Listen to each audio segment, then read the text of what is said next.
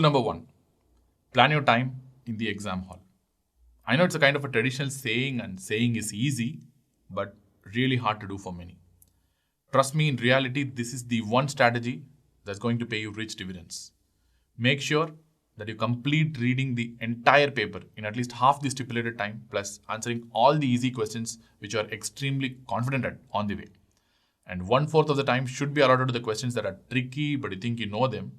And this is called as the famous tip of the tongue phenomenon, where you know that you have read something, but you're not sure about the exact answer. And the final 1/4 of the time can be allotted to questions that are tough and you feel that are genuinely tough. And you can use this time also for reviewing whether you have achieved the target numbers in the exam or not.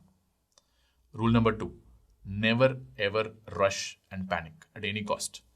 Be careful, but do not overthink.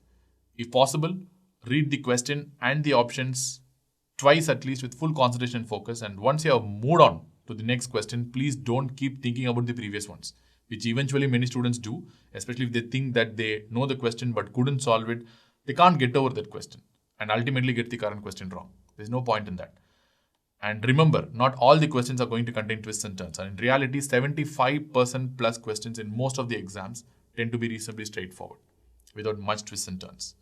And finally, enjoy the paper. After all, you have prepared so hard, and people who enjoys exams and the exam day, according to most researchers, eventually comes out on top. Rule number 3, never ever lose confidence in the exam hall. Exam which may seem tough in the beginning may turn out to become easy subsequently.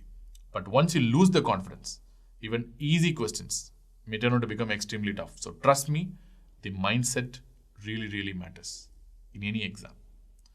Rule number 4, fear of failure and expecting results even before entering the exam hall is something that can be and should be avoided. These kind of thoughts can pressurize you and throw you off guard during the exam, and think only about the exam when you're in the exam hall or on the exam day. Focus on the questions, not on the outcome. If you feel that the questions are tough, assume that it's tough for everyone else sitting in the exam hall besides you and not just for you. So move on.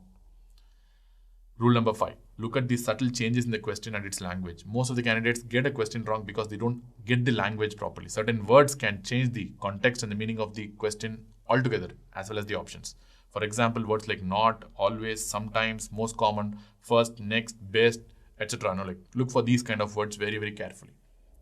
Rule number 6, solving the tip of the tongue phenomenon is not that easy, but most researchers do agree with the fact that if you try remembering the context from where you learned that stuff, may actually help you to get the associated information. It could be anything. For example, ranging from the fact even that if you remember the fact that you have read something while eating a dinner on a particular day, might help you navigate to get the exact information sometimes.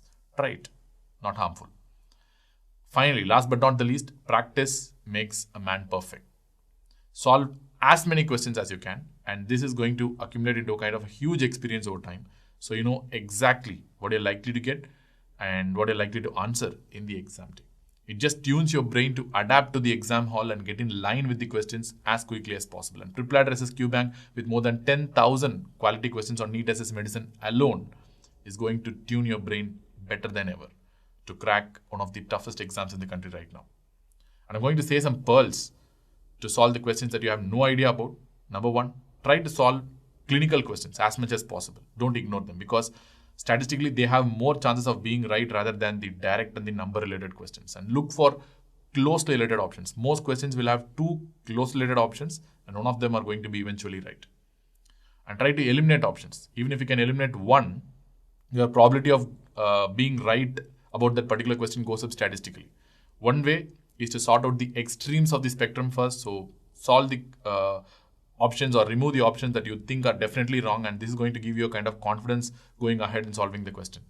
And most of the times, questions with options that have the longest statement is going to be right, because examiner inadvertently wants to make the right answer right, so he tends to create lengthy statements subconsciously. Most of the times, options like all of the above or none of the above is going to be right. And in a properly set exam, the probability of getting the same option as correct answer in the next question is strikingly low. If there is a statistical data in an option, it is more likely to be correct, because nobody wants to mess up with the math and the numbers. And this kind of rules you're going to apply only for questions that you have absolutely no idea about. But remember, hard work and practice are the shortest path to success. So never use any other shortcut apart from your hard work. And if you fail once, it's certainly not the end. You can be sure that your day is not very far. And it's not just hard work for you guys. We as teachers in PrepLadder SS have taken tremendous hard work, and we used all of our expertise to give you the quality content which are at its best. And especially in times like COVID, we really struggled a lot to get the right content at the right time for you guys. And right now, PrepLadder SS contains more than 600 hours plus videos for NEET SS medicine alone. And what more you want? All the best.